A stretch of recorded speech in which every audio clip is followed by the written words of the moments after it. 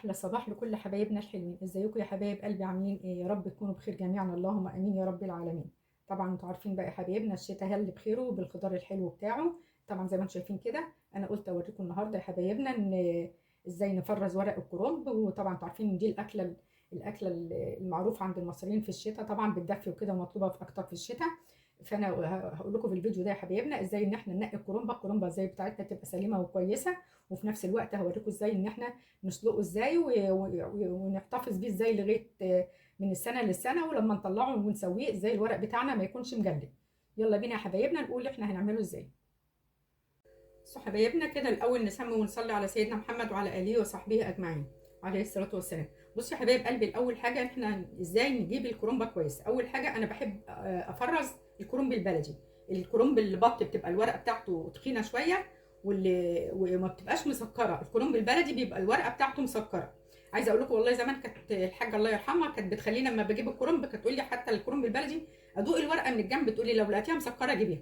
فدي اول حاجه ان احنا نجيب الكرنب البلدي. اما نجيب الكرنبه يا حبايبنا ننقيها تكون فاتحه ما تكونش غامقه، وتكون زي ما انتم شايفينها كده الورقه بتاعتها تكون من جوه ما تبقاش كلها خضره كده من فوق، لا يعني دوبك اللون البسيط اللي هو الحلو ده بتاعها. دي تاني حاجه. بعد كده يا حبايبنا ما تكونش في الكرنبه فيها الورقه بتاعتها ما تكونش مخرمه فيها تخريمات. لو الكرنبه مخرمه يا حبايبنا بمعنى اصح تبقى فيها حشره من جوه، واكيد طبعا انتوا عارفين الحشره دي ايه من جوه. الكرنب ما يكونش مخرم. كمان يا حبايبنا الكرنبه ما تكونش فيها ورق محروق. لو الورقه فيها ورقه محروقه كده من الجنب هتلاقوها اغلبيتها محروقه من جوه. ده كده اهم حاجه يا حبايبنا في شراء الكرنب. ولما تيجوا تشتروا كمان الكرنبه لما تدوسوا عليها كده تبقى مهويه شويه، ما تبقاش مكتومه. لو مكتومه وانتوا بتقطعوها يا حبايب قلبي هتلاقوا الكرنبه اتقطعت معاكم. احنا عايزين الكرنبه بتاعتنا لما نقطعها يطلع الورق بتاعها سليم. هنبدا بقى الاول يا حبايبنا نشيل الراس او نفتح الكرنبه بتاعتنا. بسم الله الرحمن الرحيم.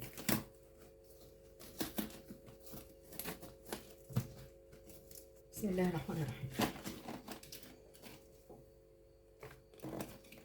طبعا بتاخدوا من الورق كده تبع اللفه يا حبايبنا، مش تقوموا شادين اي ورقه وخلاص، لا تبع ما الورقه بتلف تبع ما الكرنبه ما هي لفه بتشيلوا الورق بتاعها تطلع الورقه بتاعتها زي ما انتم شايفينها كده سليمه اهي.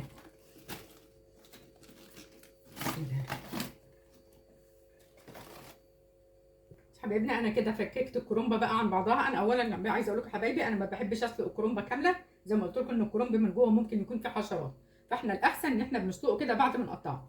غير كده بقى الاول بقى هنرجع بقى ناخده ونغسله على الحوض.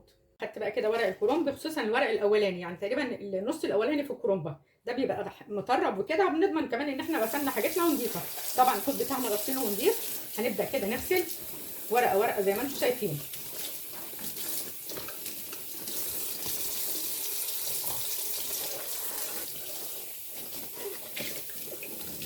خلي بالكم حاجه سمره كده جوه اي حاجه، خلي بالكم منكم وانتوا بتغسلوه.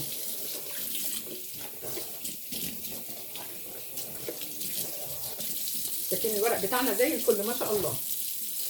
شايفين؟ بصوا بقى هنا يا حبايبنا بالنسبه للميه بتاعت الكرنب، الميه بتاعتنا خصوصا الورق اللي بيتخزن ما بيتحطلوش غير بس شويه سكر، يكون ما تحطوش لا ملح ولا كمون. الملح يا حبايبنا بيخلي اللهم صل على النبي ورق الكرنب يجلد، فانا بحط بس شويه سكر كده زي ما انتم شايفين. كل لو حطينا اكتر الملح زي ما قلت لكم بيخليه يجلد.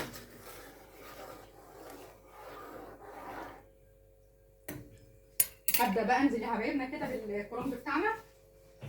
بسم الله الرحمن الرحيم. بصوا انا بنزل بيه كده، بخلي الاول زي ما شايفين كده العروق بتاعته اللي هي لتحت كده اهو يا حبايبي، يعني احط يمكن كل 5 6 ورقات تبع الحجم الحله عندكم. ربنا يهديكم يا دي العصافير. يا دوبك يا حبايبنا دقيقه واحده وبنبدا نقلب الناحيه الثانيه. الورق بتاع التخزين يا حبايبنا ما بيتقرص عليه في السوا، يا دوبك احنا بنديله نص سلقه بسيطه، يعني غير الورق اللي احنا بنحشيه في وقتها. انا قلبت اهو ما كملش دقيقه وقمت قلباه، برده ما فيش هنا اقل من دقيقه وهقوم شايلاه كده يا حبايبنا. اديني شيلته خلاص. بصوا بقى بتشيلوا اللهم صل على النبي الكرنب اول ما بتشيلوا من الميه السخنه. معايا طبق زي ما انتم شايفينه كده يا حبايبنا اهو، طبق اهو حاطه فيه ميه بارده، اقوم على طول حاطاه في قلب الميه البارده عشان لو افصل الكرنب. يكون لو سبتوه كده يا حبايبنا على طول الكرنب بتاعنا الورق بتاعنا هيتهري. اهو زي ما انتم شايفينه كده يا حبايبنا، انا حطيته في الميه البارده. بصوا كده يا حبايبنا، انا خلصت الورق بقى. دي بقى كده ايه قلب الكرنبه، زي ما انتم شايفيننا كده اهو يا حبايبنا، قلب الكرنبه. بنبدا كده نحطها على راسها من تحت اهي، يا دوبك دقيقه واحده برده، ونبدا نقلبها الناحيه الثانيه. بصوا كده يا حبايبنا، خلاص اهو انا ما كملتش دقيقه برده، وهبدا كده اقلبها بقى الناحيه الثانيه. بسم الله الرحمن الرحيم اهو.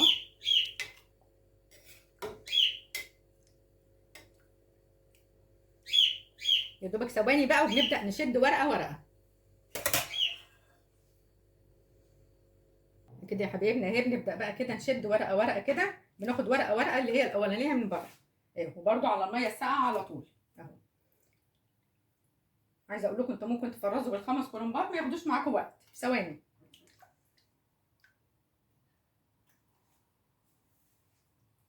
بس كده يا حبايبنا انا خلصت الكرنبايه بتاعتنا. احنا بقى زي ما قلت لكم كده ان انا حاطاه في المصفى يتصفى، لان المفروض ان الورق اللي هو بيتخزن بتاعنا بتاع الكرنب ما يكونش فيه ميه خالص، لازم نصفيه كويس قوي، بعد كده نرجع نقطعه. كده الورق الكرنب بتاعنا اهو اتصفى من الميه اللي فيه. هنبدا بقى كده ناخد كده ورقه ورقه زي ما شايفين كده. اهم حاجه ان الورق بتاعنا اللي انتوا بترصوه يكون مقاس واحد كده اهو.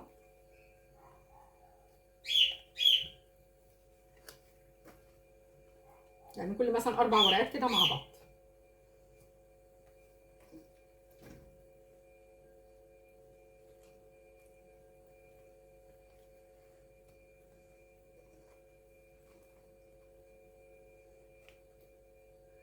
بس كده انا حطيتهم بال5 ورقات كده مع بعض يا حبايبنا. هنبدا بقى نقطع العروق بتاعتها. بسم الله الرحمن الرحيم.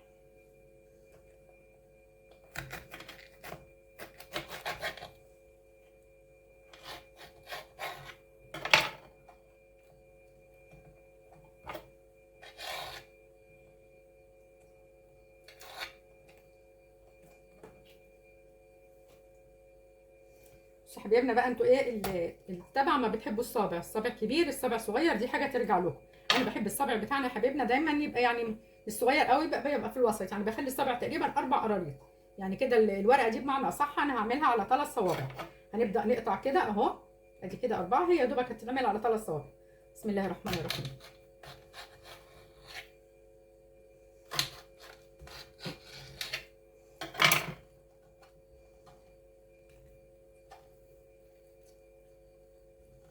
وزي ما شايفين كده اهو، وهقطع دي كده نصين. طبعا انتوا عارفين دي اصلا متنيه، فبتتقطع دي مرتين، بتقوموا واخدينها كده اهي يا حبايبنا اهي مرتين اهي كده. كل الورق بنقطعه بالطريقه دي اهي، يطلع الورق بتاعكم كله مقاس واحد، وبيطلع مظبوط وحلو. يعني ما تصغروش الورقه قوي عشان لما تيجوا تحشوها الرز ما يفرطش منكم. زي ما انتم شايفين كده. طبعا دي الورقه اللي انا قلت لكم اللي هي كانت متنيه في الطرف اهي. برده ادي التاني اهو يا حبايبنا، برده هقطعها على مرتين كده اهي. مش عارفه الكاميرا مش مبينه اهي. برده دي كده هقطعها اهي على مرتين، والاطرف دي بنشيلها اللي هي الصغننه دي اهي. هخلص بقى وارجع لكم. بصوا يا حبايبنا ده زي ما بقول لكم تاني باكد عليكم ما تخلوش الورقه صغيره قوي زي ما انتم شايفين كده اهي. يعني المفروض خير الامور الوسط، الورقه كده عشان تعرفوا تلفوها زي ما قلت لكم، والرز ما يفرطش منها. شايفين انا حجم الورقه عاملاها ازاي اهي. يعني لو حطيتوها كده هتلاقوا 4 قرايط اهي بالصابع. خلاص خلوا ورقكم كله يا حبايبي يعني بلاش الصغير قوي. انا باكد عليكم تاني ما تصغروش قوي، هتلاقوا الرز فرط منكم وانتوا بتحشوه.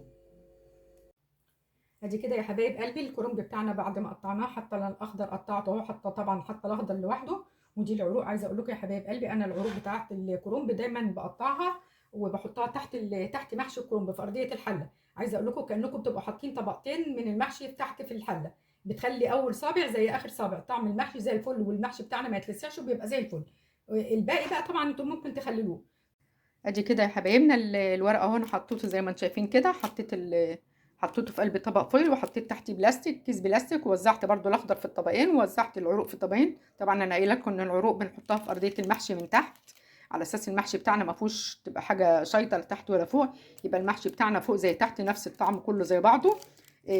بصوا يا حبايبنا بقى، انتوا بتدخلوا الاطباق كده، بنلبسها طبعا كيس بلاستيك تاني وبندخلها الديب فريزر. اما تيجوا تعملوه بقى بتطلعوه من بالليل او بتطلعوه قبلها بكام ساعه، بتحطوه على الرف في التلاجة. اما تيجوا تطلعوا بمعنى اصح ورق الكرنب، لو طلعتوا الورق يا حبايبنا وحطيتوه في قلب ميه سخنه او ميه بمعنى اصح، هتيجوا تاكلوا المحشي هتلاقوا المحشي بتاعكم مجلد.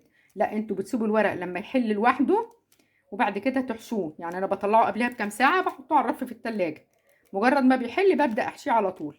بتاكلوا المحشي كانكم لسه عاملينه. يكون لو اتحط في ميه سخنه او ميه بارده بمعنى اصح، هتلاقوا الورق منكم جلد. زي ما بقول لكم كده يا حبايبنا، خلي بالكم من الحته دي. عايزه اقول لكم بقى يا حبايبنا، لو الفيديو بتاعنا عجبكم بقى، ما تنسوناش في الشير واللايك وعلامه الاشتراك. اترككم في رعايه الله، والسلام عليكم ورحمه الله وبركاته.